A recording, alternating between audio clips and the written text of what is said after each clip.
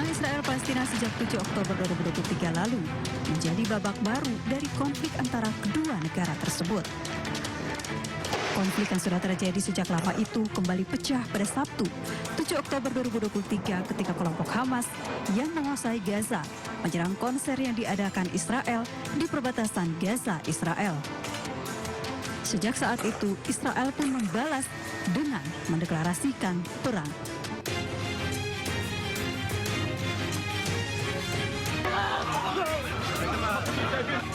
Berdasarkan data per 10 Desember 2023, secara keseluruhan total korban di Palestina, baik di jalur Gaza maupun di tepi barat, telah mencapai lebih dari 18.000 orang.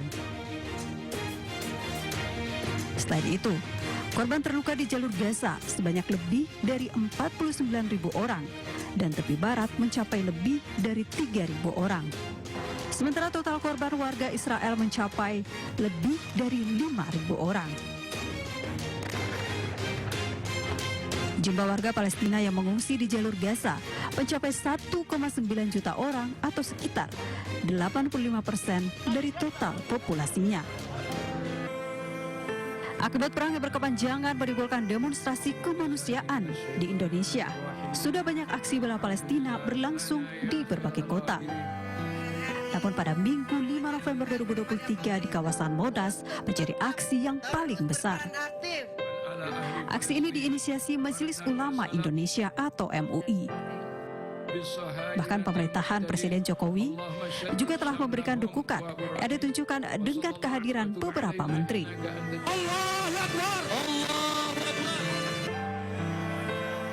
Tidak hanya di Indonesia, sejumlah demonstrasi mendukung Palestina menggema di sejumlah negara, yakni Inggris, Perancis, Italia, Senegal, Turki, bahkan Amerika Serikat, di mana puluhan ribu warga turun ke jalan di Washington DC. Mereka menyerukan gencatan senjata atas peristiwa tersebut. Sementara itu, pada 20 November 2023 lalu, Presiden Joko Widodo mengirimkan lagi bantuan kemanusiaan tahap kedua untuk rakyat Palestina. Bantuan dikirim berupa obat-obatan, perlengkapan rumah sakit, dan kebutuhan lainnya. Bantuan tahap kedua ini tidak hanya berasal dari pemerintah, tetapi juga sektor swasta dan sejumlah organisasi kemanusiaan. Sebelumnya, pemerintah Indonesia juga telah mengirimkan bantuan kemanusiaan seberat lebih dari 50 ton ke Gaza melalui Bandara Halim Perdana Kusuma pada Sabtu 4 November 2023 lalu.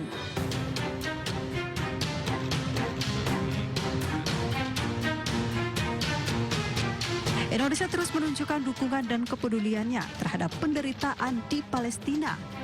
Tidak hanya melalui aksi demonstrasi dan bantuan kemanusiaan, melainkan misi khusus Presiden Joko Widodo.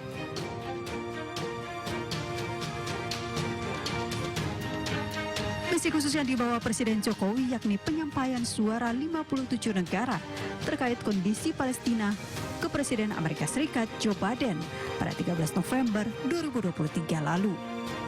Pesan yang disampaikan Jokowi ke Biden merupakan hasil KTT luar biasa OKI yang telah membuahkan resolusi yang berisi pesan yang sangat kuat untuk dunia.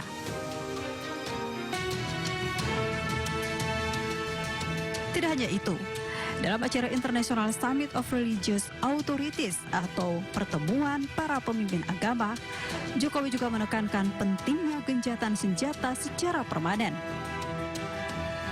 Presiden Jokowi menegaskan bahwa gencatan senjata permanen harus terus diupayakan.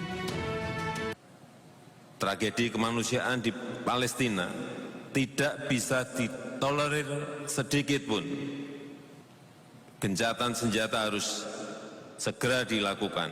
Bantuan kemanusiaan harus dipercepat dan perundingan damai harus segera dimulai.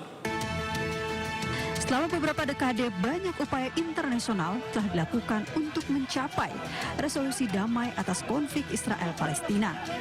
Namun isu-isu inti seperti status Yerusalem, hak kembalinya pengungsi Palestina, dan perbatasan negara Palestina-Israel tetap kontroversial dan belum menemukan titik temu. Dari Lenggu, Sindo News TV melaporkan.